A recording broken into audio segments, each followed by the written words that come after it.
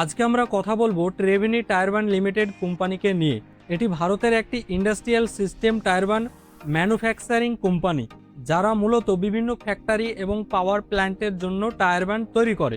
কোম্পানির টায়ারবান sugar, cement, steel, textile, chemical এবং রিনিউয়েবল এনার্জি সেক্টরে ব্যবহার হয়। বিশেষ করে ওয়েস্ট টু এনার্জি এবং বায়োমাস সেগমেন্টে ভবিষ্যতে যে গ্রোথের বড় সুযোগ রয়েছে তার কিন্তু সুবিধা এই কোম্পানি পেতে চলেছে। ট্রেভেনি টায়ারবানের সবচেয়ে বড় শক্তি হলো কোম্পানির এক্সপোর্ট বিজনেস এবং আফটার মার্কেট সার্ভিস, মানে শুধু নতুন টায়ারবান বিক্রয় নয়, সার্ভিসিং, রিপেয়ার, পার্টস এবং মেনটেনেন্স থেকেও কোম্পানি নিয়মিত ইনকাম করে।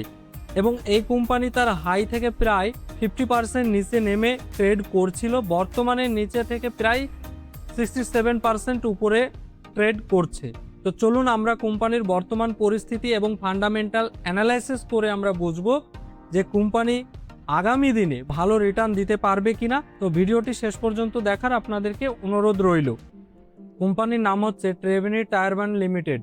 মার্কেট ক্যাপ হচ্ছে 22,474 কোটি টাকা। বর্তমানে স্টকের দাম রয়েছে 707 টাকা। কোম্পানির স্টকের দাম হাই গিয়েছিল 738 টাকা এবং লো গিয়েছিল 428 টাকা। স্টক পিএ, কোম্পানির স্টক পিএ হচ্ছে 62 এবং বুক ভ্যালু হচ্ছে 45। ডিভাইডেন্ড কিন্তু কোম্পানি 0.57% দেয়। আরওসি হচ্ছে 35 এবং আরওই হচ্ছে 27। আরওসি এবং আরওই এটা কিন্তু খুব সুন্দর রয়েছে, অর্থাৎ 20%-এর উপরে যদি থাকে সেটাকে ভালো ধরা হয়। এবং ইন্ডাস্ট্রি পিএ হচ্ছে 35। স্টক পিএ থেকে কিন্তু ইন্ডাস্ট্রি পিএ অনেকটাই কম এবং স্টক পিএ অনেকটা বেশি দেখাচ্ছে, তার মানে স্টকের ভ্যালুয়েশন কিন্তু বর্তমানে হাই রয়েছে। ফেস ভ্যালু 1 রয়েছে এবং ফ্রি ক্যাশ ফ্লো কিন্তু 40 কোটির কাছাকাছি কিন্তু রয়েছে।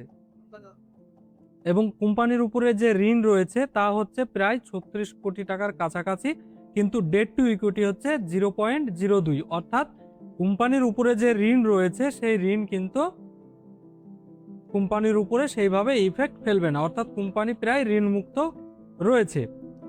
এবার যদি আপনারা কোয়ার্টারলি রেজাল্ট আপনারা দেখেন, তো কোম্পানির সেলস যদি আপনারা কোয়ার্টারলি দেখেন তো আপনারা দেখতে পাবেন এখানে কন্টিনিউ কিন্তু কোম্পানির সেলস কিন্তু গ্রো করছে। এবং কোম্পানির যে এই যে প্রোডাক্ট তৈরিতে যে খরচ হচ্ছে তাও কিন্তু কন্টিনিউ গ্রো করছে।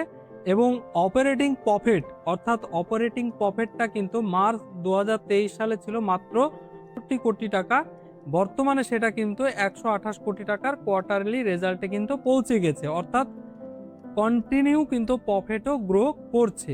এটা যদি আমরা বছরের তুলনায় দেখি, অর্থাৎ প্রফিট অ্যান্ড লসটা, তো আমরা এখানে দেখতে পাবো কোম্পানির সেলস মার্চ 2015 সালে মাত্র 651 কোটি টাকা ছিল এবং মার্চ 2026-এ সেটা এসে দাঁড়িয়েছে 2181 কোটি টাকায়, অর্থাৎ কন্টিনিউ কিন্তু কোম্পানির সেলস কিন্তু বাড়ছে।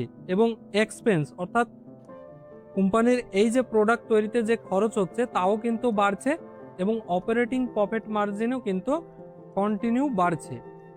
এবার যদি আপনারা শেয়ার হোল্ডিং প্যাটার্ন কি রয়েছে, প্রোমোটার্সের হোল্ডিং রয়েছে 55.84%, এফআইআইএস এর হোল্ডিং কত রয়েছে 20.81% এবং ডিআইআইএস এর হোল্ডিং রয়েছে কত 16.52% এবং পাবলিকের কাছে যে দেখুন মাত্র 7%-এর কাছে কিন্তু শেয়ার রয়েছে।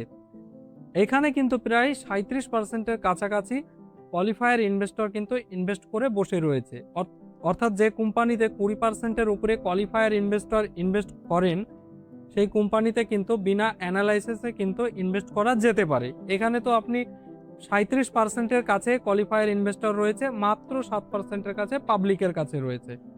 এবার আপনারা যদি চার্ট প্যাটার্নটা একবার ফলো করেন তো আপনারা দেখবেন যে কোম্পানি তার হাই থেকে প্রায় 50% কারেক্ট হয়েছিল এবং তার লো লেভেল থেকে প্রায় 70% আপ গিয়েছে।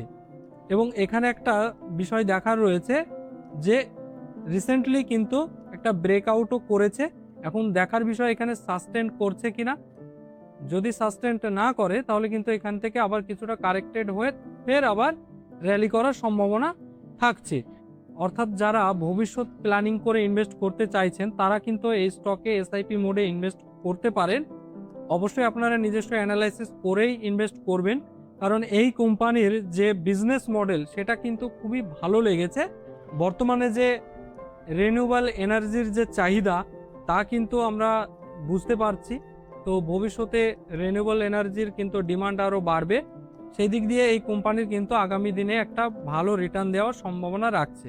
তো অবশ্যই আপনারা নিজস্ব অ্যানালাইসিস করে তবেই ইনভেস্ট করবেন এবং আমার এই চ্যানেলটিকে অবশ্যই সাবস্ক্রাইব করে পাশে থাকবেন। আগামী দিনে আপনাদের জন্য আমি চেষ্টা করব ভালো ভালো স্টকের ফান্ডামেন্টাল অ্যানালাইসিস ভিডিও আপলোড করা, যেগুলো থেকে আপনারা ভবিষ্যতে ভালো রিটার্ন জেনারেট করতে পারেন।